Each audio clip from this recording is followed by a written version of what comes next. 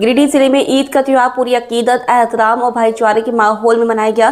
सुबह से ही शहर के ईदगाहों और प्रमुख नमाज स्थलों पर नमाजियों की अच्छी भीड़ देखने को मिली। शहर के स्टेशन रोड स्थित लाइन मस्जिद, भंडारीडीह ईदगाह, मोहनपुर, बरवाडीह समेत विभिन्न स्थानों पर लोगों ने ईद की नमाज अदा की। नमाज के दौरान अमन, शांति और मुल्क की तरक्की के लिए खास दुआएं मांगी गईं।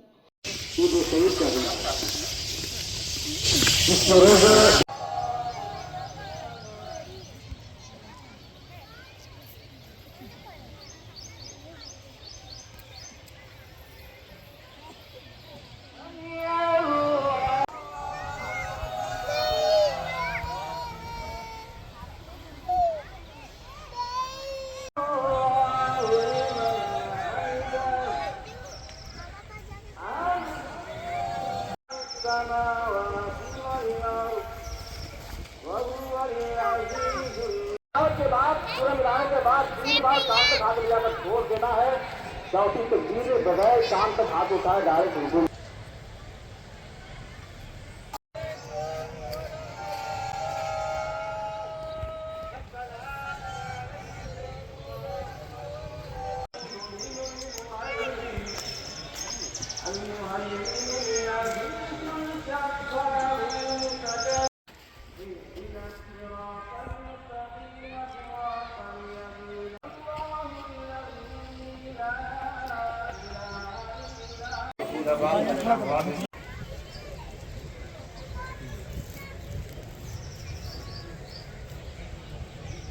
नमाज के बाद लोगों ने एक दूसरे से गले मिलकर ईद की मुबारकबाद दी और आपसी भाईचारे का संदेश दिया। पूरे शहर में त्योहार को लेकर खुशी और अपनापन का माहौल नजर आया।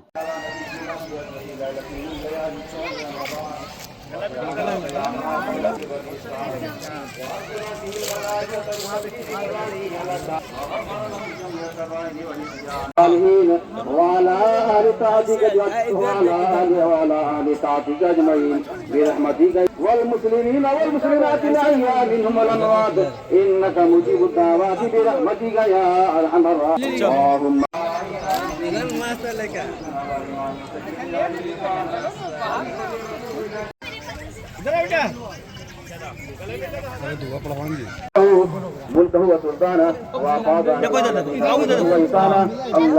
ईद के अवसर पर जिला प्रशासन की ओर से सुरक्षा के पुख्ता इंतजाम किए गए थे। विभिन्न स्थानों पर पुलिस बल की तैनाती और लगातार गश्त के जरिए व्यवस्थाएं बनाए रखी गई। उपायुक्त रामनिवास यादव और पुलिस अधीक्षक डॉक्टर विमल कुमार ने जिलेवासियों को ईद की मुबारकबाद दी और शांति व सौहार्द बनाए रखने की अपील की।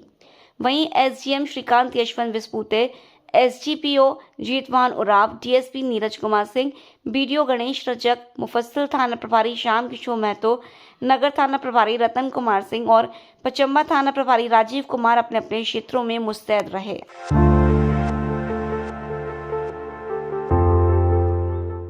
गिरिडीह के सिकदाडीह क्षेत्र में ईद के अवसर पर मुखिया आवास परिसर में ईद मिलन समारोह का आयोजन किया गया, जिसमें विभिन्न जनप्रतिनिधियों और स्थानीय लोगों की उपस्थिति रही। कार्यक्रम के दौरान मंत्री, महापौर, उपमहापौर और अन्य प्रतिनिधियों सहित कई लोग शामिल हुए। सभी ने एक दूसरे को गले लगाकर ईद की शुभकामनाएं दी और आपसी सौहार्द का संदेश साझा किया। पूरे आयोजन में अपनत्व और उत्साह का माहौल देखने को मिला, जहां लोगों ने मिलकर त्योहार की खुशियां बांटी। उपस्थित लोगों ने कहा कि ऐसे आयोजन समाज में एकता और आपसी समझ को मजबूत करते हैं। इस मौके पर लोगों ने आपसी भाईचारे को बढ़ावा देने और सामाजिक समरसता बनाए रखने पर भी जोर दिया।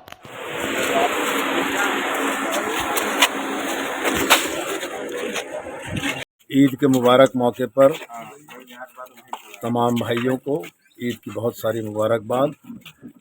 ईश्वर से प्रार्थना है कि आने वाला साल और बेहतर हो, शांति, चैन, अमन और सुकून के साथ समय कटे।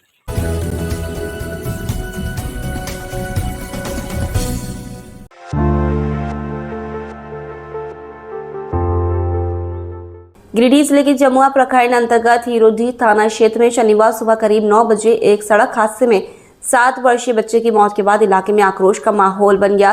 मृतक रवि यादव का 7 वर्षीय पुत्र गोलू कुमार था।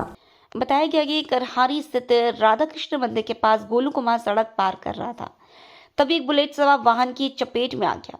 गंभीर रूप से घायल बच्चे को तत्काल इलाज के लिए राजधनवार से धनबाद ले जाया जा रहा था, लेकिन रास्ते में ही उसकी मौत हो गई।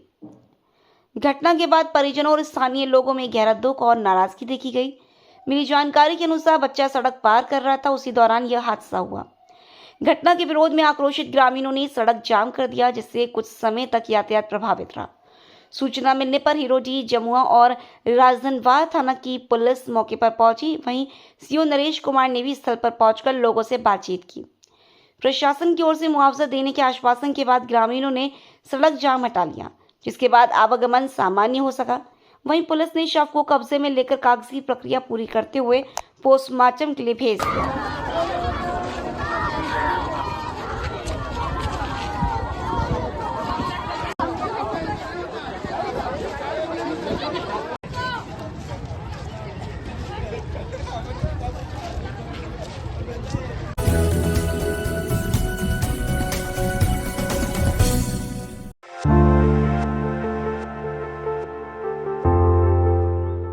गिरिडीह जिले के सरिया थाना क्षेत्र अंतर्गत नावाडी गांव से गंभीर घटना सामने आई है, जहां 19 वर्षीय युवक का शव कुएं से बरामद किया गया है।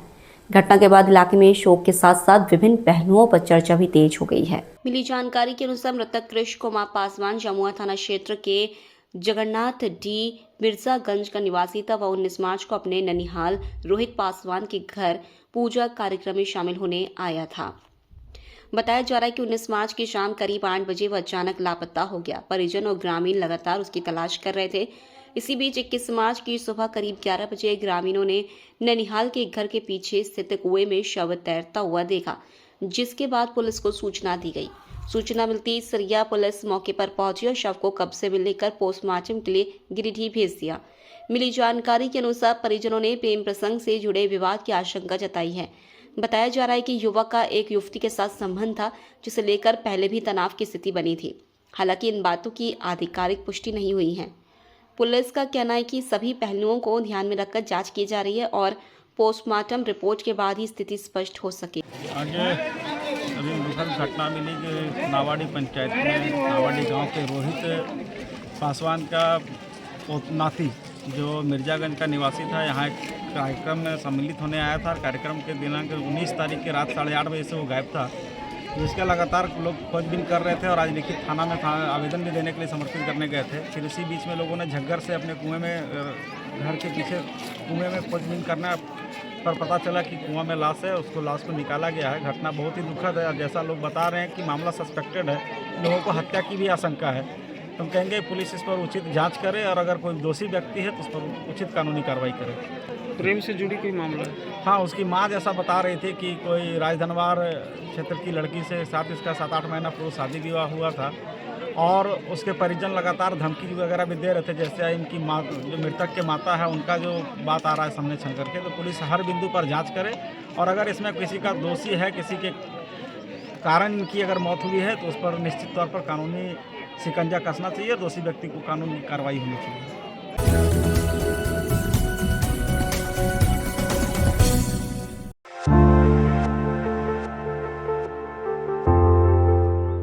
बगोदा थाना क्षेत्र के अड़वारा पंचायत के जमुवारी गांव से एक भावुक कर देने वाली खबर सामने आई है। यहां के प्रवासी मजदूर वकील सिंह का पार्थिव शरीर 37 दिन बाद उनके पैतृक गांव पहुंचा, जिससे पूरे गांव में शोक का माहौल बन गया। मिली जानकारी के अनुसार वकील सिंह की बीते 13 फरवरी को मलेशिया में मृत्यु हो गई थी। आवश्यक प्रक्रिया पूरी होने के बाद उनका पार्थिव शरीर भारत लाया गया और शनिवार को उनके गांव जमुवारी पहुंचाया गया। जैसे ही पार्थिव शरीर गांव पहुंचा, परिजनों की चित्कार से माहौल गमगीन हो गया। ग्रामीणों की भीड़ जुट गई और हर कोई इस दुखद घटना से स्तब्ध नजर आया। बताया जा रहा है कि वकील सिंह रोजी रोटी के लिए विदेश गए थे, लेकिन उसकी अचानक हुई मौत ने परिवार को गहरे सदमे में डाल दिया है। फिलहाल परिजन अंतिम संस्कार की तैयारी में जुटे हुए हैं।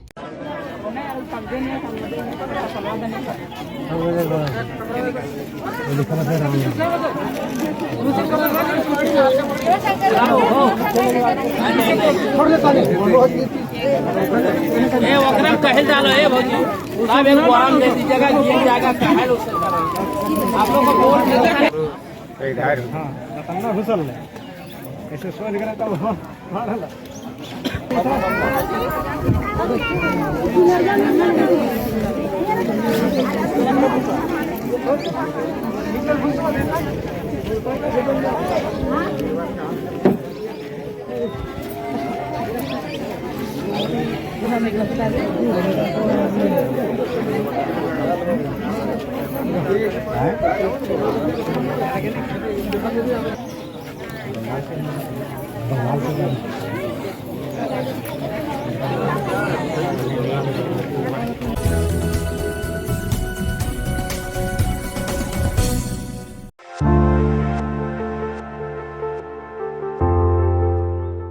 गिरिडीह शहर में शनिवार को गणगौर पूजा पारंपरिक रीति रिवाज और उत्साह के साथ संपन्न हुई। बरवाजी स्थित मानसरोवर तालाब परिसर में जिणमाता मंगल पाठ समिति की ओर से विशेष आयोजन किया गया, जहां बड़ी संख्या में महिलाएं शामिल हुईं। इस दौरान कुंवारी कन्याओं और नवविवाहित महिलाओं ने पारंपरिक परिधानों में सुसज्जित होकर पूजा में भाग लिया। विधि विधान से शिव पार्वती की आराधना की गई और इसके बाद गणगौर माता की प्रतिमाओं का विसर्जन किया गया। पूरे आयोजन में महिलाओं ने एक दूसरे को अबीर गुलाल लगाकर खुशी साझा की और भक्ति गीतों पर नृत्य करते हुए कार्यक्रम को उत्साह में बनाया।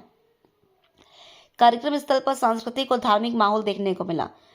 इस अवसर पर उषा डोकानिया, माया बसयवतिया, किरण मोदी, रीता संथालिया, कविता डोकानिया, बबीता डोकानिया, पूनम डोकानिया, सरिता बसवतिया सहित कई महिलाएं मौजूद रहीं।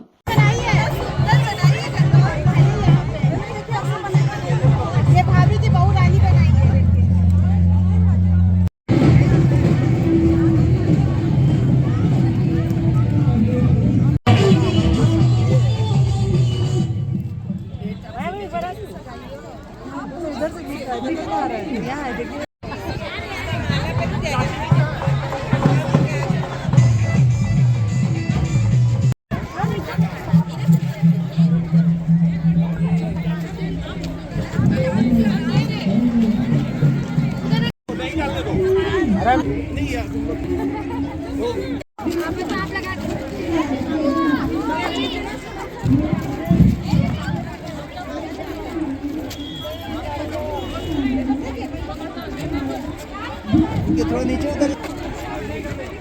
इधर देखिए।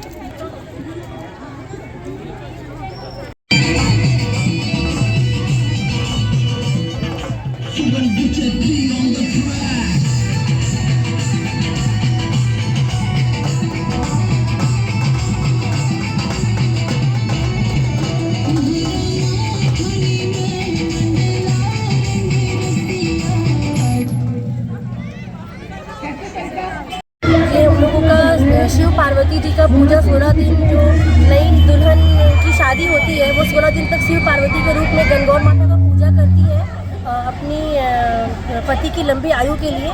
और 16 दिन पूजा करने के बाद हम लोग इसका 16वें दिन इनका पूजा करके और श्रृंगार का सामान वगैरह ये सब करके इसका हम लोग विसर्जन करते हैं, जो कि आज आपका मानसरोवर तालाब में ब्राह्मण महिला समिति, जिणमाता महिला समिति के द्वारा यहाँ पे करवाया जाता है। और गिरिडीह प्रेरणा शाखा के द्वारा महावीर कुटिया मंदिर में ईश्वर गणगौर की मूर्ति रखी जाती है और उसके बाद हम लोग यहाँ पे लाके विसर्जन कर देते हैं।